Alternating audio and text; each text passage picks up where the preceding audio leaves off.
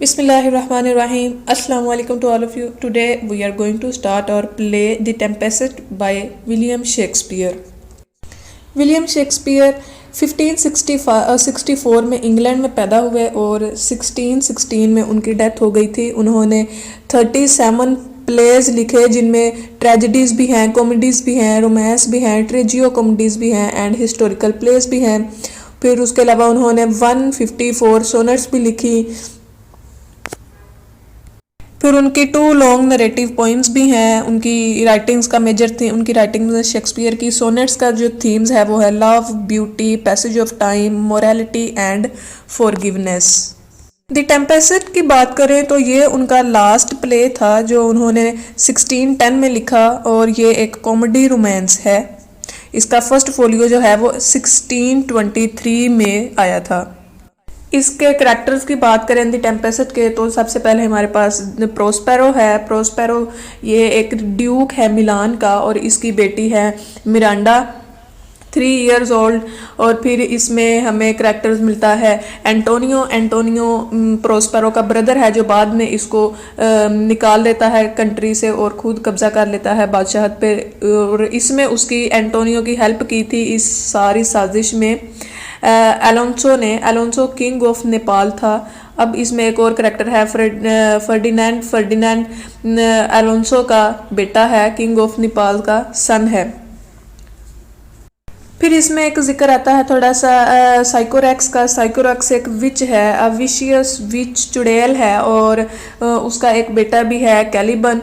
साइकोरेक्स ने एक वीरान से जजीरे पर कब्जा किया हुआ था। वो पहले उस पर हुकूमत करती थी प्रोस्पेरो के वहाँ जाने से पहले, लेकिन अब उसकी डेथ हो चुकी है। कैलिबन उसका बेटा है। कैलिबन जो है वो सोचता है कि उसकी हुकूमत होनी चाहिए इस आइलैंड पे, लेकिन वो ज़्यादा पढ़ा लिखा नहीं है। प्रोस्पेरो उसको एजुकेट करने की कोशिश करता है लेकिन वो उसमें नाकाम होता है क्योंकि कैलिबन उसकी बात नहीं मानता।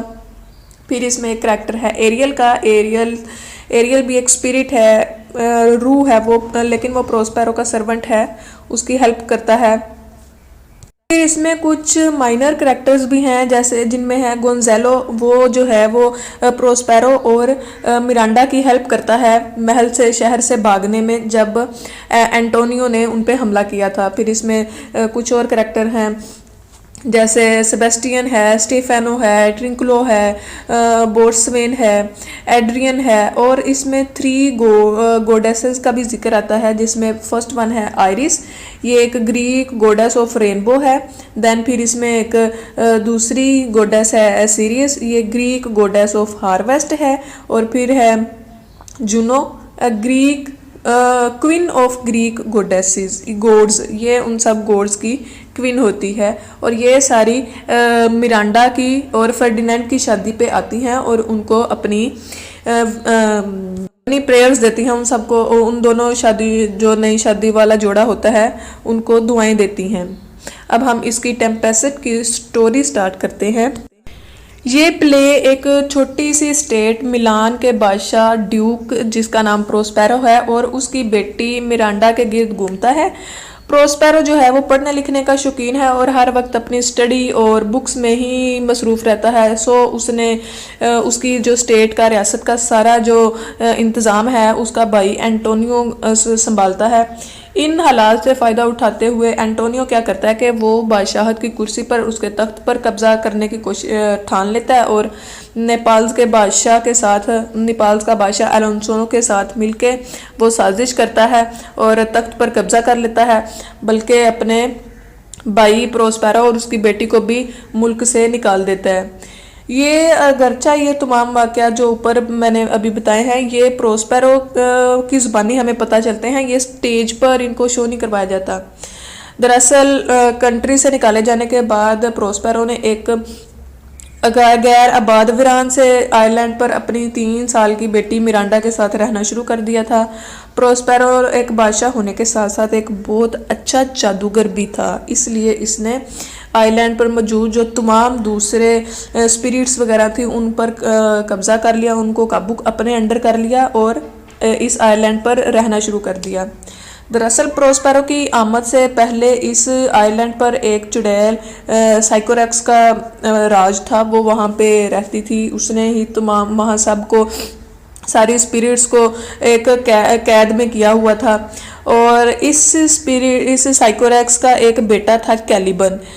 कैलिबन को हम कह सकते हैं कि वो गुलिवर ट्रेवल्स का याहू से उसका हम मुआवजा कर सकते हैं, क्योंकि कैलिबन एक अजीब किस्म का इंसान था जो सिर्फ अपनी ही ख्वाहिशात की पैरवी करता था। प्रोस्पेरो जब इस आइलैंड पर आया तो इसने कैलिबन को एजुकेट करने की कोशिश की, लेकिन इस सब में वो नाकाम हो गया क्योंकि कैलिबन ने उसकी कोई बात नहीं मानी। सो प्रोस्पेरो ने इसे तमाम दूसरे कामों पर लगा दिया, जैसे जंगल से लकड़ियां काट के लाना वगैरह। कैलिबन के अलावा हमें यहाँ इस आइलैंड पे एरियल का जिक्र मिलता है।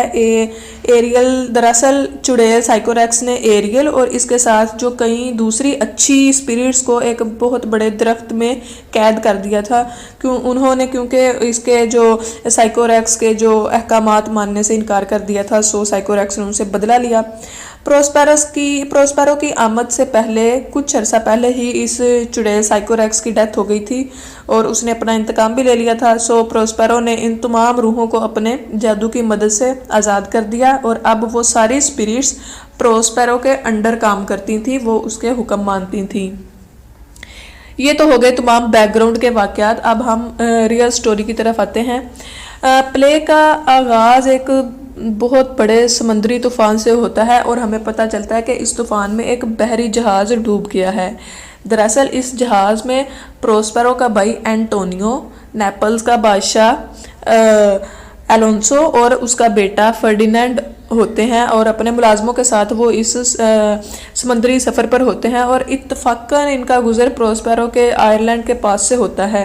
प्रोस्पेरो अपने जादू के ज़रिए एक खौफनाक समुद्री तूफ़ान पैदा करता है, जिसके नतीजे में अगरचा कोई माली या जानी नुकसान नहीं होता, लेकिन तमाम लोग एक दूसरे से अलग हो जाते हैं और अकेले अकेले जंगल में सफ़र करना शुरू कर देते हैं। प्रोस्पेरो इन सब का हाल मालूम करने के लिए एरियल को भेजता है, जो इसे बताता है कि तमाम लोग एक दूसरे से अलग अलग जंगल में आगे बढ़ रहे हैं, लेकिन वह मुकम्मल तौर पर महफूज हैं।